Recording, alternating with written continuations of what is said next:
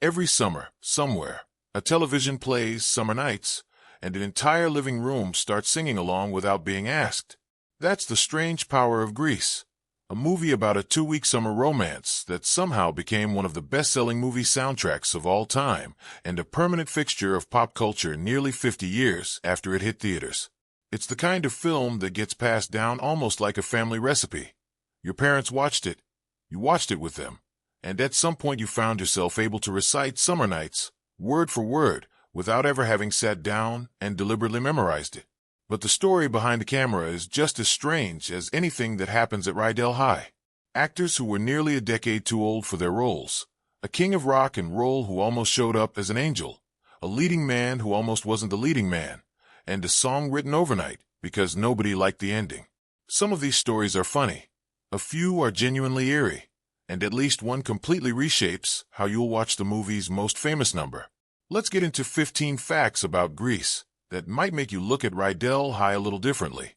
Rydell High doesn't look like a real high school, and that's because the people playing its students mostly weren't teenagers, by a long shot. The most famous case is Stockard Channing, who played the tough, wisecracking Rizzo. Channing was 33 years old during filming, nearly double her character's supposed age of 17, and according to Vanity Fair, as later reported by Looper, she was actually the oldest of the film's principal cast members. In a recent interview on the UK program Lorraine, Channing admitted she took the role mostly because she needed steady work for the summer, and joked that she and her castmates were basically competing to be the world's oldest living teenager. It's a strange thing to think about, but that lived-in, world-weary edge she brought to Rizzo probably wouldn't have worked nearly as well coming from an actual 17-year-old. Sometimes miscasting by age accidentally becomes the reason a performance lands. And Channing wasn't alone. Jeff Conaway, who played Kennedy, was 26 during filming, and Didi Khan, who played the sweetly naive Frenchie, was also in her mid-20s despite playing a character meant to be barely out of driving age. Even John Travolta, at 23, and Olivia Newton-John, at 29, were noticeably older than the high schoolers they were portraying. None of it seemed to bother audiences at the time, and honestly, it still doesn't. Hollywood casting adults to play teenagers is a tradition that stretches from Grease all the way to shows like Beverly Hills, 90210 and Riverdale. And in hindsight, it's part of why Rydell High feels less like a real school and more like a stylized memory of one. The way high school gets remembered years later, polished and exaggerated, rather than how it actually looked at the time. Frankie Avalon's descent down that staircase to sing Beauty School Dropout is one of the most quotable sequences in movie musical history, but according to multiple entertainment outlets, including Do You Remember and Collider, Avalon wasn't the producer's first idea for Teen Angel. Elvis Presley was reportedly approached for the role by producer Alan Carr. By the time filming was underway in 1977, Presley's health had visibly declined, and he turned the part down for reasons that were never fully explained. He passed away on August 16, 1977, and director Randall Kleiser has said the crew learned the news the same day they happened to be filming the slumber party scene, in which Rizzo sings a line directly referencing Presley. Kleiser described the moment as eerie, since the news was everywhere and the whole set felt it. It's a genuinely strange piece of timing, a movie constantly winking at 1950s rock and roll, shooting a scene that name-drops its king on the very day he died. It's worth sitting with just how close Grease came to having an actual Elvis Presley cameo. By 1977, Presley hadn't had a major film role in years, and it's impossible to know exactly why he passed on the part, whether it was health, scheduling, or simply the influence of his notoriously controlling manager, Colonel Tom Parker. What's not speculation is the timing of his death lining up with a scene built entirely around referencing him. For a film so steeped in nostalgia for the era Presley helped define, losing him right as production wrapped that particular scene gives the whole sequence a slightly haunted quality it never quite loses, even decades later. Elvis wasn't the only name attached to Teen Angel before Frankie Avalon locked it in. Per Wikipedia's sourced entry on the Beauty School Dropout number, Teen Idol Fabian was considered but was overseas during filming. Frankie Valli passed because he was already committed to singing the film's disco-tinged title track, and Donny Osmond was in the mix too. Even Avalon himself nearly said no. In interviews with Remind magazine and later on the Our Way with Paul Anka and Skip Bronson podcast, Avalon explained that his manager brought him the script cold on a golf course, and his first reaction was to pass because the character, as written for the stage, was dressed in black with long sideburns, basically a direct Elvis impression, and Avalon didn't want to do an impression of anyone. Production convinced him to take the part only after agreeing to dress Teen Angel entirely in white instead, giving Avalon his own spin on the role rather than a costume copy of the King. Once he agreed, Avalon still had one more obstacle, a genuine fear of heights. The beauty school dropout sequence required him to descend a 3-story staircase without a railing, in heels-adjacent dress shoes, singing the entire way down.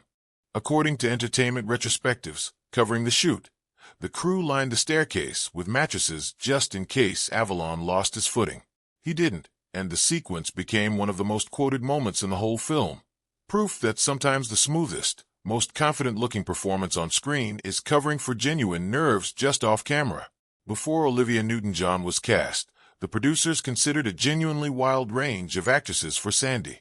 According to reporting from The Things and Smooth Radio, Marie Osmond, America's wholesome sweetheart at the time, was approached and turned it down, reportedly because she disagreed with the ending, in which Sandy transforms her whole look and personality to fit in with Danny's crowd.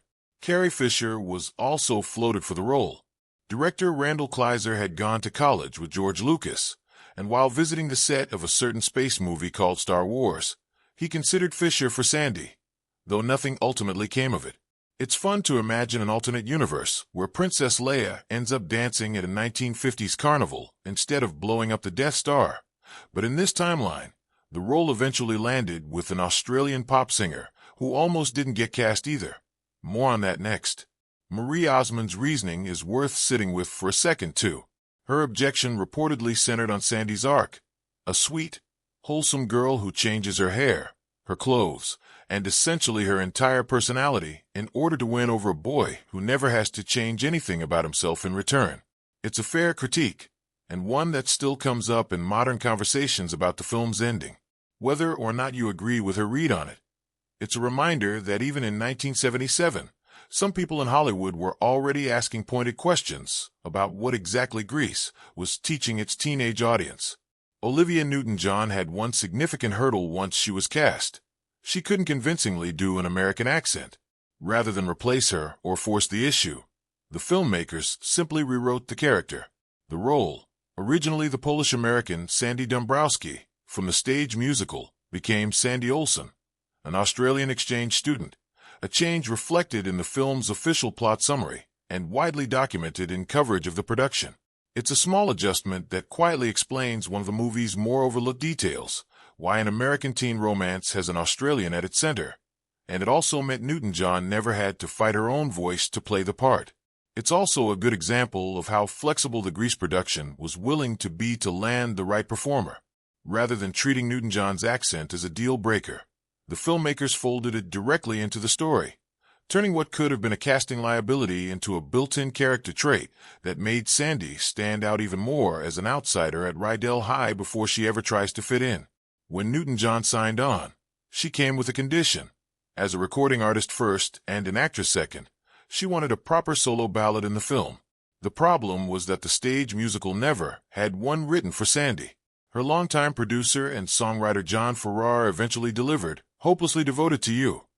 But according to multiple entertainment retrospectives, including a 10 Facts piece from a WordPress film history blog and coverage confirmed on Wikipedia's dedicated song page, the track wasn't finished until filming was already well underway, meaning Newton-John had to return to set separately after the rest of the principal cast had wrapped, just to shoot her solo backyard scene. That improvised, isolated staging is why Sandy sings the song completely alone in the yard rather than surrounded by other characters. The gamble paid off in a big way. Hopelessly Devoted to You became the film's only Academy Award nomination for Best Original Song at the 51st Academy Awards, though it ultimately lost to Donna Summer's Last Dance.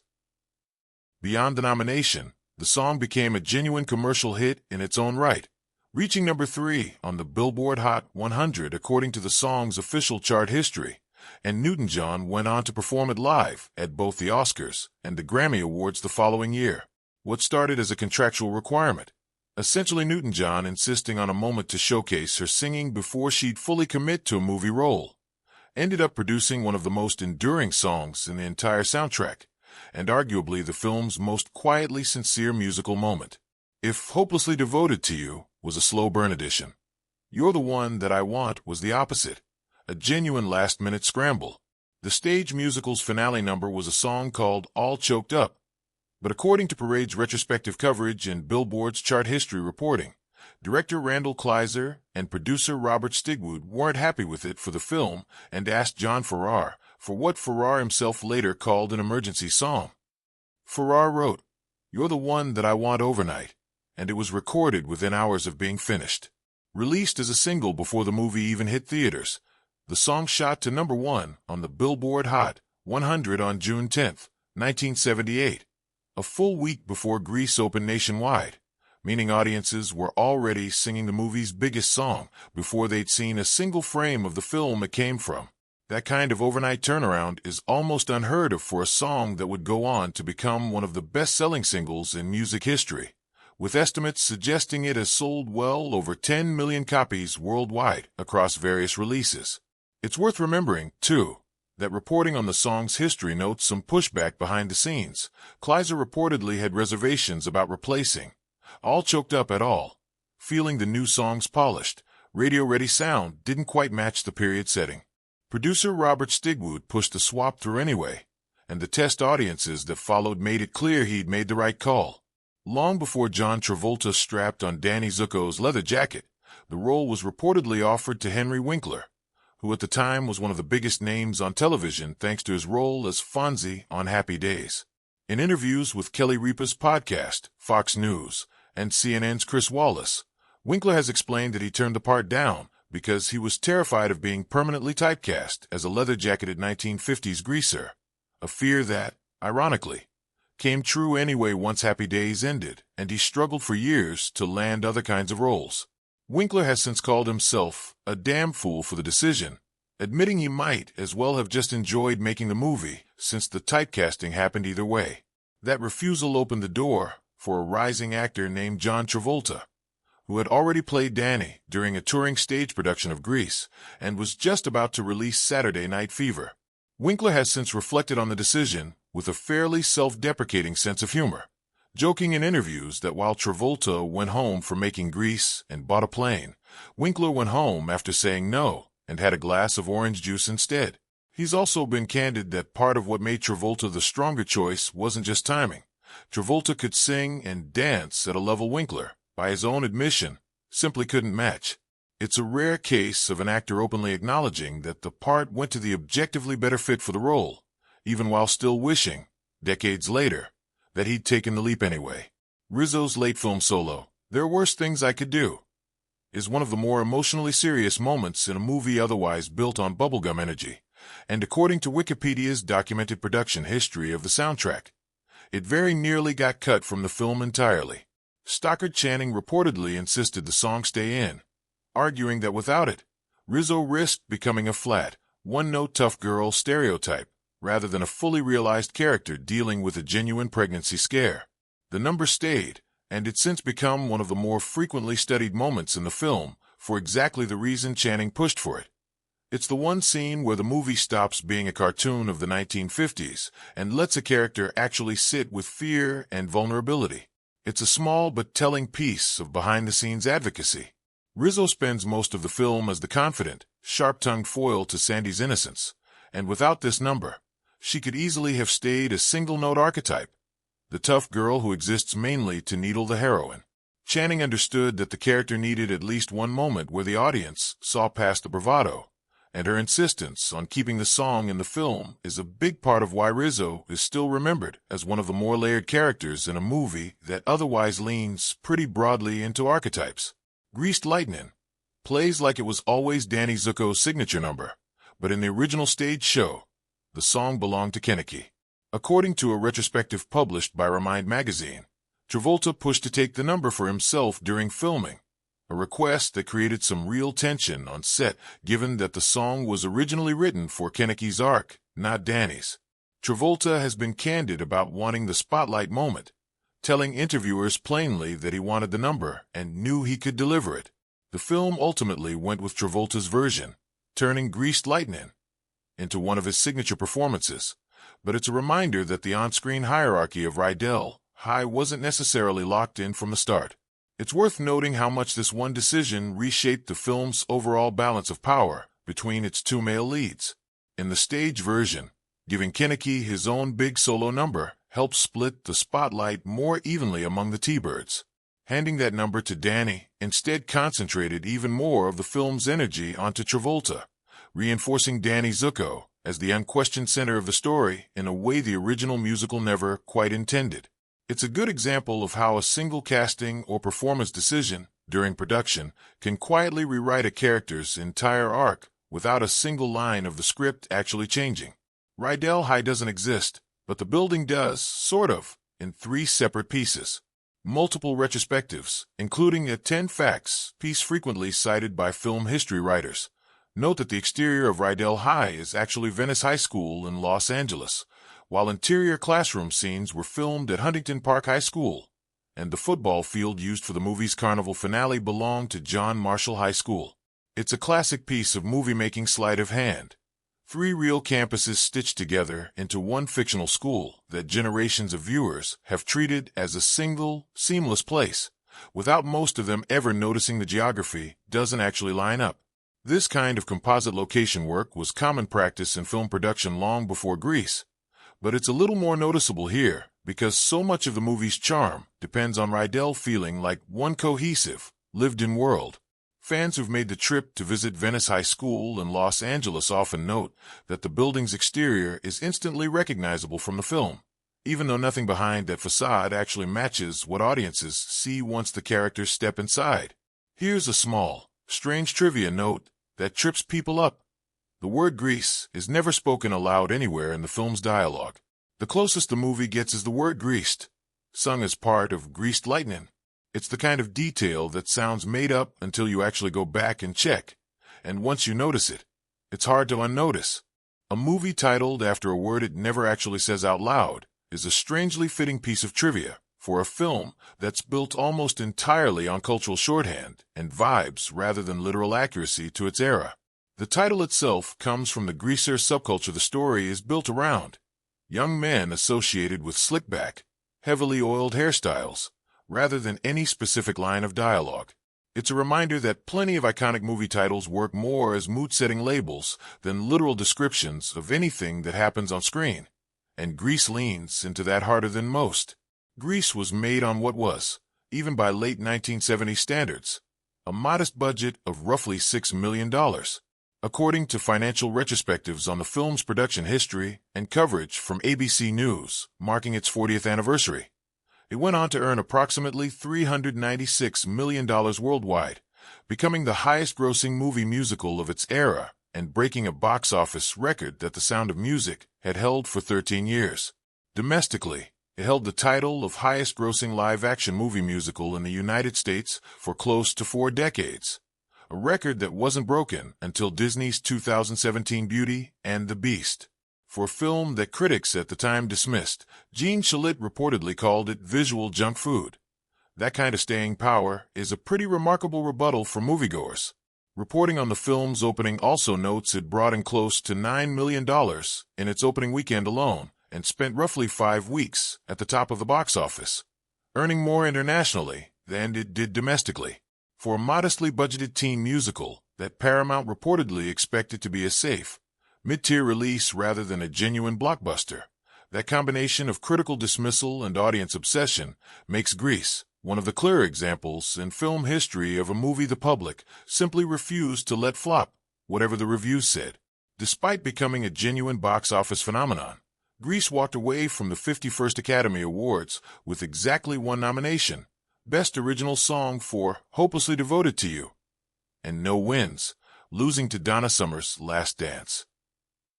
It fared similarly at the Golden Globes, picking up 5 nominations, including Best Motion Picture, Musical or Comedy, and Best Supporting Actress for Stockard Channing, without converting any of them into a win. What the film lacked in trophies, though, it made up for in staying power. In 2020, the Library of Congress selected Grease for preservation in the National Film Registry, officially designating it as culturally, historically, or aesthetically significant enough to be preserved for future generations, a distinction plenty of that year's award winners never received. There's something almost poetic about that gap between critical recognition and cultural staying power. Grease never swept an award season and was never treated by critics as a serious achievement in filmmaking, and yet more than 40 years later, it was the federal government, not a room full of industry voters, that formally declared the film historically significant. Trophies measure a single night's opinion. National Film Preservation measures whether something actually mattered to the culture that watched it. And by that metric, Grease has clearly outlasted plenty of films that beat it at the Oscars. Grease's success was so overwhelming that Paramount reportedly had plans for as many as 3 sequels. Only one, Grease 2, actually got made, arriving in 1982 with Michelle Pfeiffer and Maxwell Caulfield leading a mostly new cast, since almost none of the original principal actors returned. It performed poorly at the box office, and according to Entertainment Retrospectives covering the franchise's history, its failure was enough to shut down any further sequel plans entirely. It's a strange footnote to how massive the original film was, a movie so beloved that it convinced a studio it had an entire franchise on its hands, only for that theory to collapse after a single follow-up. Decades later, a prequel series and other spin-off projects have kept the Grease universe alive in different forms, but the original 1978 film remains the only version most audiences ever really talk about.